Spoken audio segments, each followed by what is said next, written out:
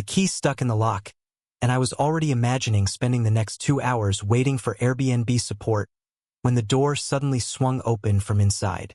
"Finally!" exclaimed a girl in a burgundy silk robe that, judging by everything, was the only thing she had on. "You could have called ahead to say you'd be late." I froze. She froze. Her brown eyes widened, and her hand instinctively reached for the collar of her robe to hold it closed. "Who the hell are you?" Her voice rose an oct higher. "Alex." I raised my hands, showing I wasn't a threat. "Alex Thompson. I rented this apartment for the weekend." "And who are you?" "Sophia Bennett. And I rented this apartment."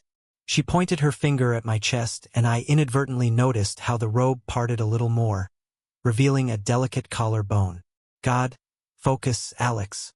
10 minutes later, we were sitting on opposite ends of the couch, staring at our phones. Sophia had managed to throw on jeans and a sweatshirt, but I still remembered that silk robe and how it hugged her figure. So I looked up from the screen. "The host says it's a system error. Double booking. He's refunding the money, but there are no other available apartments in Portland." She finished, lowering her phone. "I already checked. Coldplay concert. City's packed." We simultaneously turned toward the hallway where a solitary door led to the only bedroom. "Oh no," said Sophia. "No, no, no. I'm taking the bed. You get the couch." "Wait a minute." I leaned forward. "Why do I automatically get the couch? Maybe I was also planning a romantic weekend in a normal bed." She raised an eyebrow skeptically. "Romantic alone? What's so strange about that?" I tried to look offended. "Romance with yourself is a perfectly valid concept." Sophia snorted, and the corners of her lips barely lifted. "The first time during this insane situation. All right." She crossed her arms over her chest, and I forced myself again to look her in the eyes, not at how the sweatshirt emphasized the curve of her waist. "All right, let's be honest. Why are you here?" I sighed, running from my ex, who's organizing her wedding tomorrow in Portland, where I was supposed to be the best man. "You're kidding." "I wish." "And you?" She was silent for a moment, then marketing conference and the need to prove to my boss that I can handle a project myself without his valuable advice every 5 minutes. Toxic environment, more toxic than my ex, who by the way is also getting married. She smiled crookedly. In April, we were silent, digesting this information. "So what?" I finally said. "We're both running from our ex's weddings. Looks like it. And now we're stuck in one apartment." Sophia leaned back against the couch cushions, and I saw the tension in her shoulders ease slightly. "God, this is absurd." "Completely." I smiled. "But you know what? I'll take the couch on the condition that you make coffee in the morning." She looked at me suspiciously. "That's it. That's it. I promise not to steal your towels or sing in the shower. Deal." She extended her hand. When our palms touched, I felt a slight electric current. Judging by how her pupils dilated, she did too. The first night passed surprisingly peacefully, except for waking up at 3 o'clock in the morning thirsty and almost colliding with Sophia in the hallway. She was holding a pillow and looked guilty. "Can't sleep," she whispered. "The bed squeaks." "The couch too," I replied, noting how the moonlight from the window painted shadows on her face. Hair down, a bit tousled. "Why does this look so damn attractive? Wanna switch, Sophia? It's already 4 o'clock in the morning." "Forget it." She bit her lower lip, a dangerous gesture that made me think about things you shouldn't think about a stranger in a dark hallway. "Listen," she said suddenly, "what if we just share the bed? It's big enough. We'll put pillows in the middle like in those stupid rom-coms." I should have refused. This was obviously a bad idea. "Okay," I heard my voice say. 5 minutes later, we were lying on different sides of the Berlin Wall of pillows, staring at the ceiling. "This is awkward. Extremely. If you snore, I'm throwing you back on the couch." "Fair enough. If you steal the blanket, I'm taking all the pillows." She laughed quietly, and that sound did something strange to my heartbeat. "Alex." "Yeah." "Thanks for not turning out to be a weird psycho." "The day is not over yet," I joked. Her hand flew out from behind the pillow wall and lightly hit my shoulder. I caught her wrist just reflexively, and we both froze. Her skin was warm, The pulse under my fingers accelerated. "Good night, Sophia," I said, releasing her. "Good night, Alex." Morning began with me waking up hugging a pillow. Only, it wasn't a pillow, but Sophia, who had somehow ended up on my side of the bed, pressed back against my chest. My arm lay on the curve of her waist, and I could feel her every breath. Panic. Pure panic.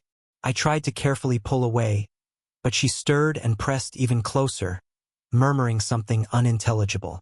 Her backside was pressed against my thighs, and my body was reacting in entirely the wrong way for this situation. "Sophia," I whispered, "and wake up." She turned sharply, her eyes opened, and for the next 3 seconds, we just looked at each other from kissing distance. She exhaled. "Yeah." My gaze involuntarily slid to her lips. "You climbed over the wall," I said quickly, pulling back. In your sleep, her cheeks flushed pink. "God, sorry. I usually hug a pillow when I sleep. Well, I'm a bit bigger than a pillow." I tried to lighten the mood. "A bit." She smiled, and mischievous sparks appeared in her eyes, though just as soft. "Hey," she laughed, jumping off the bed. "Go wash up. I'll make that promised coffee." When she laughed, I fell back on the pillow and groaned. This was going to be the longest weekend of my life. The coffee turned out divine, and Sophia in the morning light pouring through the kitchen window, dangerously beautiful. She'd managed to put on leggings and an oversized sweater that slipped off one shoulder, revealing velvety skin. "What are we doing today?" she asked, sitting across from me at the small table. "I mean, since we're both stuck here anyway. Aren't you at the conference?" She took a sip of coffee and I watched her lips touch the edge of the cup. "Postponed until tomorrow. Technical problems. And my ex's wedding is only tonight." I rubbed my face. "Honestly, don't want to think about it until the last minute." "Then let's go somewhere." She leaned forward and I saw how the light played in her hair. "Portland's a great city. Or are we going to sit here all day and pretend that situation this morning wasn't weird?" "It wasn't weird." I lied. "Alex, you were hugging me like a teddy bear. Technically, you crawled onto my territory." "Details."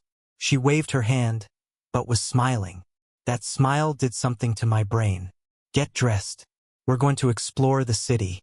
Powell's books turned out to be a labyrinth where we got lost for 2 hours. Sophia turned out to be an unexpectedly fanatical reader of mysteries while I preferred science fiction. Foundation. Seriously? She picked up Asimov's book from my hands. "That's pure boredom." "Sorry, this is coming from someone who reads about murders in country estates. That's a classic of the genre." She elbowed me in the ribs, and I caught myself wanting her to stand closer. We wandered between the shelves, arguing about books, movies, music. She was witty, sarcastic, and when she laughed genuinely with her whole heart, it took my breath away. "All right," I said when we finally emerged onto the street with several books. "I'll admit, maybe I have read one Agatha Christie mystery. Maybe. Okay, 3. Satisfied?" She smiled radiantly. "Very." At the farmer's market, we bought ingredients for dinner. Sophia insisted she cooked pasta wonderfully, and I claimed my bolognese sauce was the best in the state. "The state?" She skeptically raised an eyebrow, choosing tomatoes. Her fingers gently squeezed each fruit, checking ripeness, and I somehow envied those tomatoes. "Okay, maybe in my city," I admitted. "City? House?" I laughed. "In my house."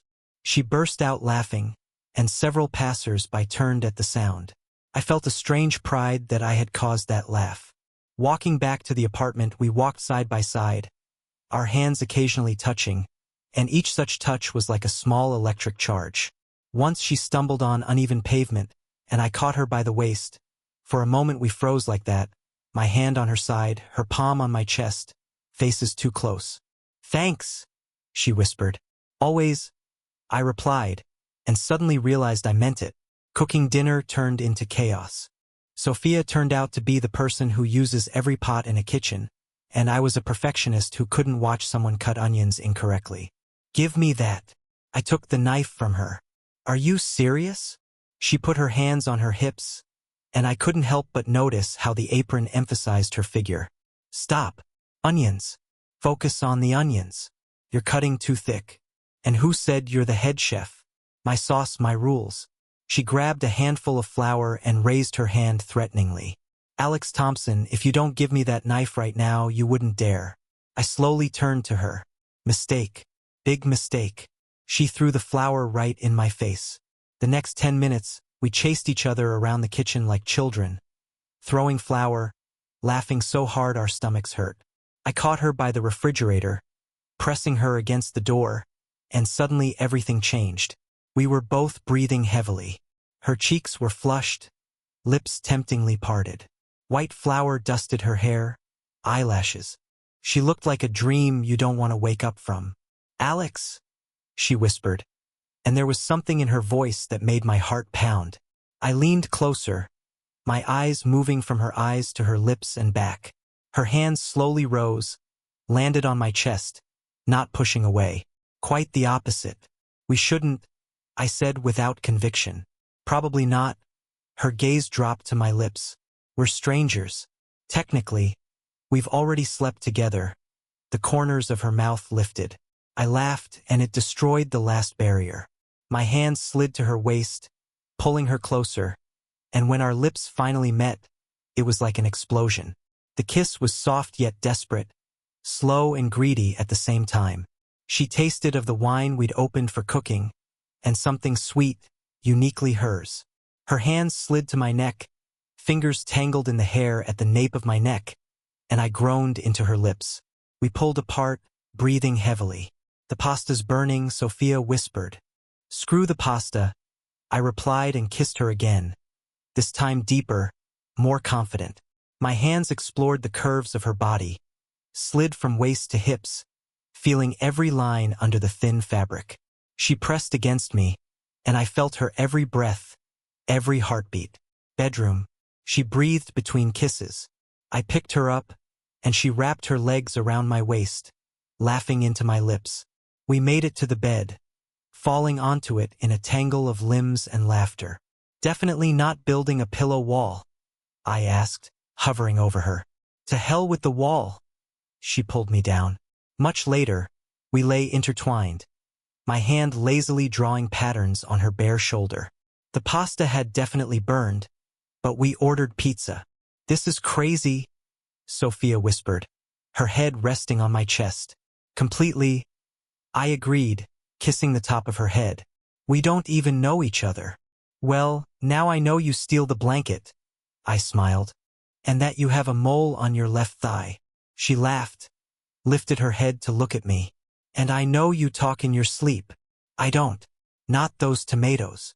She mimicked my voice. I groaned, covering my face with my hand, and she kissed my fingers until I lowered my hand. Alex. Yeah. When the weekend ends, she trailed off. I lifted her chin so she'd look into my eyes. Then we'll figure out something new. Maybe accidentally book one apartment again. She smiled. That same smile that had turned my world upside down in one day. Maybe. And when she kissed me again, I realized the best mistake of my life had just happened.